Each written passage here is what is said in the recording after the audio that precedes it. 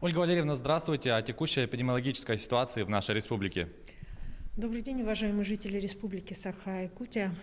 Текущая санитарно-эпидемиологическая ситуация остается в республике напряженной. За последние сутки выявлено 203 новых случаев коронавирусной инфекции.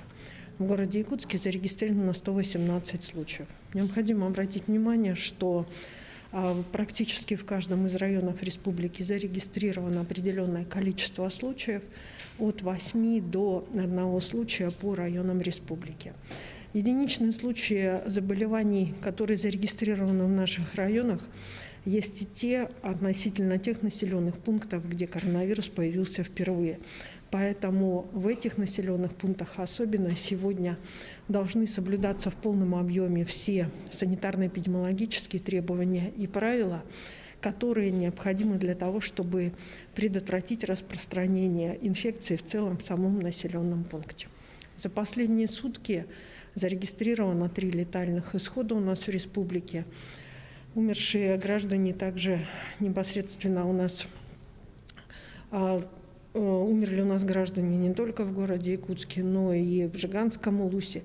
Необходимо обратить внимание на тот факт, что в основном все граждане они имели тяжелые заболевания, сопутствующие заболевания. Поэтому еще раз обращаюсь ко всем о том, что непосредственно наша основная задача сегодня беречь наше старшее поколение, беречь тех, кто имеет хронические заболевания.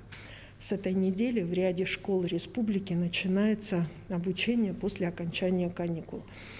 Оперативный штаб республики под руководством Айсена Сергеевича Николаева, главы республики Саха-Якутия, определил, что сейчас при начале учебного сезона важно соблюдение санитарно-эпидемиологических требований как в самой школе, так и требований, которые определены указом главы республики.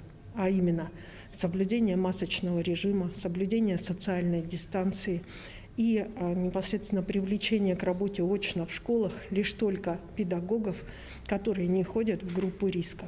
Педагоги же, которые входят в группу риска, которые старше 65 лет, а также педагоги, которые имеют заболевания хронические, вправе работать непосредственно на дистанционной форме, либо находиться на больничном листе. Лаборатории республики также продолжают работу. За последние сутки было обработано 5234, было проведено исследование на коронавирусную инфекцию. В целом республика обработала 680 тысяч тестов за весь этот период. Большинство проблем, которые у нас возникали с долгим ожиданием анализов, они практически уже на настоящий момент снято. Есть ряд задержек, которые связаны в большинстве с транспортной схемой республики, поэтому главой республики было принято решение о том, что вся арктическая зона республики будет в первоочередном порядке обеспечена тестами, которые позволяют работать для первичного анализа без применения лабораторий принципам ПЦР. И уже по вторичному анализу, соответственно, будет отрабатываться через соответствующую лабораторию. Сегодня наиболее важным вопросом являются те ситуации, которые сложились в наших социальных учреждениях.